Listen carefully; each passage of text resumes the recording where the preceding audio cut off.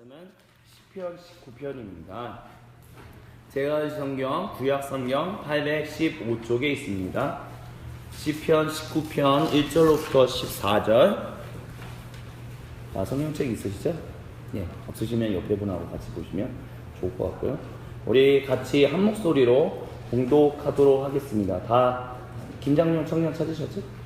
네, 같이 한 목소리로 봉독합니다. 하늘이 하나님의 영광을 선포하고 궁창이 그의 손으로 하신 일을 나타내는도다.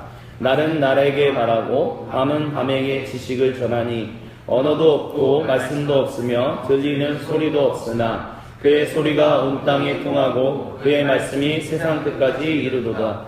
하나님이 해를 위하여 하늘의 장막을 베푸셨도다.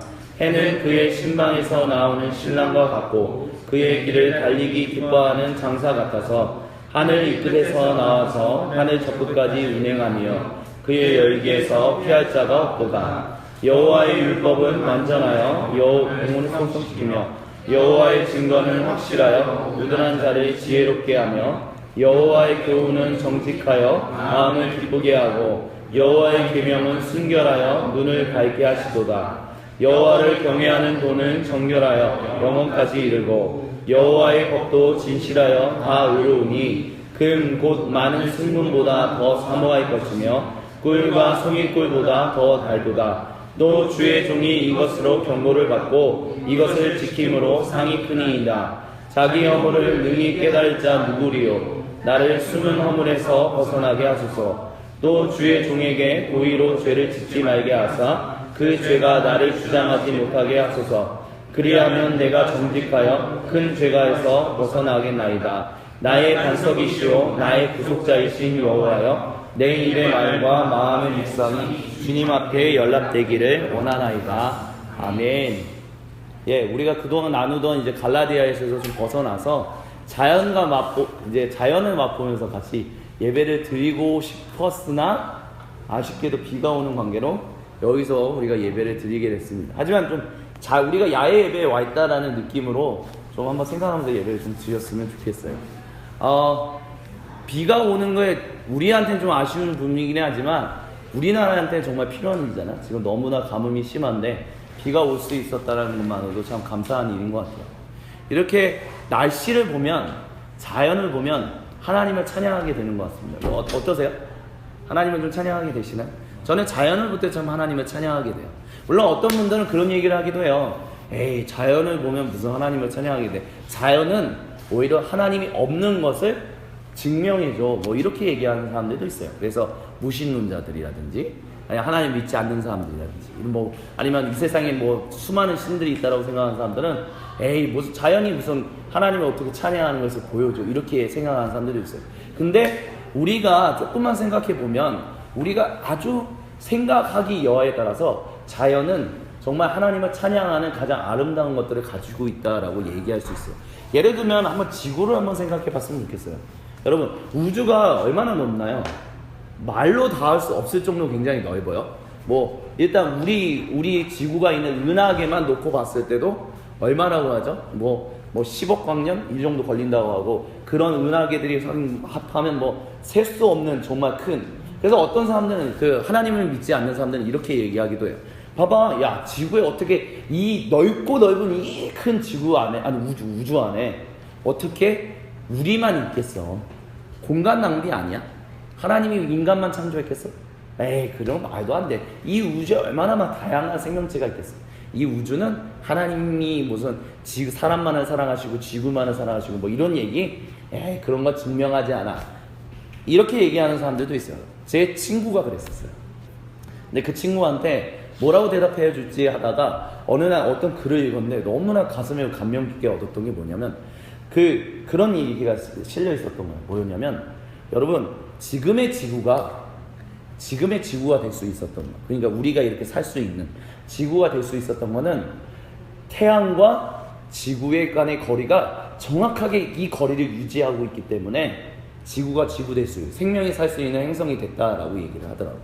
그러니까 지구가 태양보다 조금만 더 가까웠다든지 아니면 태양보다 조금만 더 멀었다면 지구는 절대로 지구가 될 수 없었다는 거예요. 만약 지구가 조금만 더 가까웠었으면 지구 바로 앞에 뭐가 있죠? 금성이 있죠. 금성이 됐었을 거예요. 그러니까 계속 불타오르는 행성이 됐었을 것이고, 지구가 지금 있는 태양과의 거리보다 조금만 더 뒤로 있었으면 뭐가 됐겠냐? 화성이 됐었을 거라는 거예요. 절대로 생명이 살 수 없는 행성이 되었을 거라는 거예요. 근데 중요한 거는 그 생명이 살 수 있는 그곳. 그렇기 때문에 어떤 사람, 지금 얘기하는 그 비교의 그거를 아실 수 있겠어요? 어떤 사람은 이 우주가 얼마나 광활한데 어떻게 지구에 사람만 있겠어? 이 우주에 사람만 있겠어? 다른 생명체도 있겠지. 에이, 하나님이 뭐 생명을 창조하고, 에이, 말도 안 돼. 이렇게 생각하는 사람들도 있지만, 우리는 어떻게 생각할 수 있냐?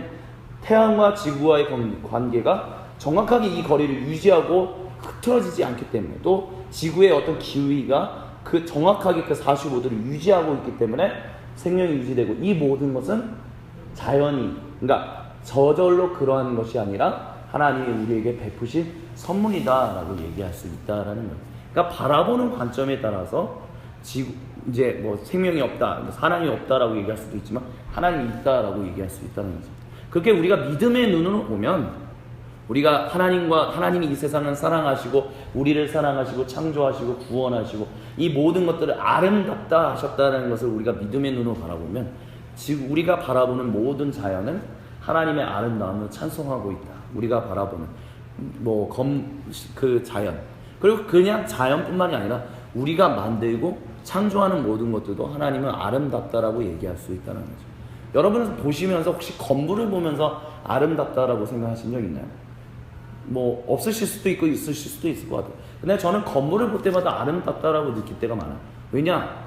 저는 건물을 짓는 사람이 아니잖아요. 그러니까 건물을 어떻게 짓는지, 어떻게 만들어가는지 전혀 모르는 사람이에요.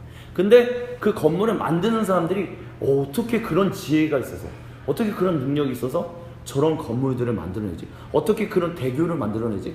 만약에 우리가 한강에 대교들이 없었으면 우리는 자유롭게 다니지 못했을 거예요. 근데 그런 수많은 대교들이 있기 때문에, 그 튼튼한 대교들이 있기 때문에 우리는 너무나도 정말 불편함 없이 다닐 수 있잖아요.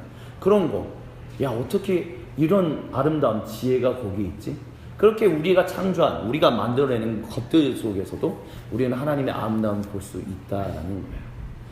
그렇기 때문에 우리가 우리 주변에 일어나는 모든 것들을 통해서 하나님을 느끼고 하나님을 만나고 하나님이 주시는 그것에 대해서 감사할 수 있는 신앙이 항상 넘치길 주님의 이름으로 간절히 부탁을 드립니다. 근데 자연만으로는 좀 부족한 것 같아요.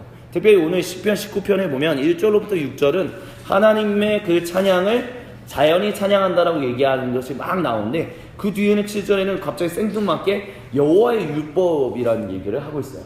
그래서 여호와의 율법은 완전하여 영혼을 소성시키며 여호와의 증거를 확실하여. 그러니까 갑자기 시편 19편을 쓴 사람이 하나님의 이 자연만 보다 하나님의 아름다움, 하나님의 멋지심 이런 거를 막 볼 수 있어. 와, 멋져, 하나님 찬양합니다 이랬는데, 갑자기 뜬금없이 성경 말씀, 하나님의 말씀으로 그 말씀에도 아름다움이 있다는 얘기를 하고 있는 거예요. 갑자기 그러면 그걸 왜 그렇게 한 걸까요? 저는 이것을 이렇게 좀 적용해 보고 싶어요. 어떻게 한다면, 예를 들어서 제가 지금 저는 개인적으로 좀 친하다라고 생각하지만 안 친할 수도 있겠지만, 우리 예원이한테 제가 갑자기 그냥 지금 이 자리에 있는데 갑자기 뜬금없이 자리에 일어나서 제가 옆에 갑자기 그냥 간다라고 한번 생각해 보세요. 딱 들어간다. 근데 만약에 모르는 사람이 갑자기 옆에 딱 와서 말 걸면 어떠세요? 예. 부끄러우세요? 예.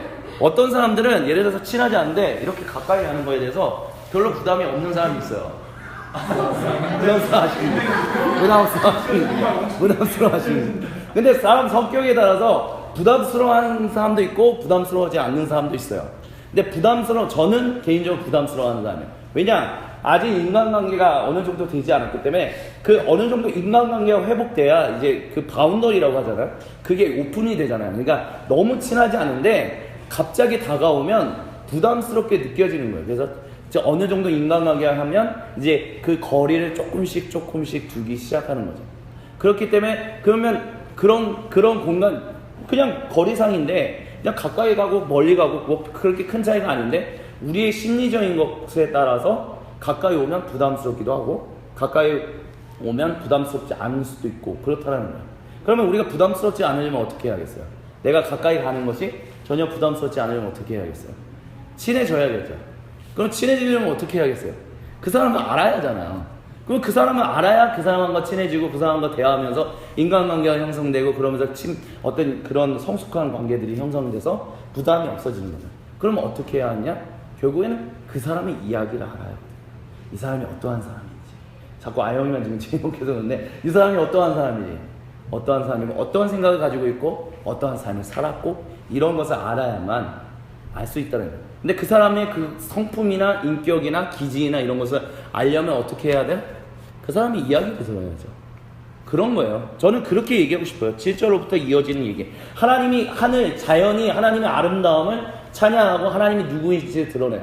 근데 자연은 하나님이 누구이신지를 정확하게 얘기하지 않아요. 그러니까 하나님의 예를 들어서 성품, 하나님의 기질이라고 좀 표현하기는 했지만 하나님이 무슨 생각을 하시고 하나님이 어떠한 마음을 품고 계시고 우리와 어떠한 관계를 맺고 싶어 하시는지에 대해서 자연이 굉장히 뚜렷하게 등장시켜주지 않아요.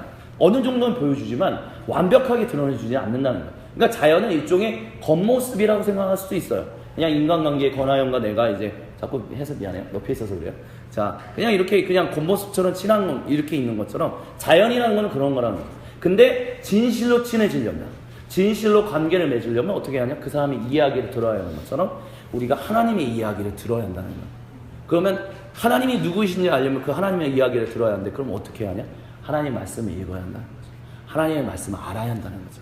왜냐하면 이 성경 66권에 하나님이 누구신지 하나님 자신이 누구이신지 드러내시는 수많은 이야기들이 있기 때문에 그렇기 때문에 오늘 우리가 있으면서 우리가 오늘 같이 예배드리고 또 교제하고 이러면서 정말 각자의 이야기에 또 좀 귀를 기울여보려는 시간도 귀를 기울이는 그런 시간도 좀 됐으면 좋겠어요.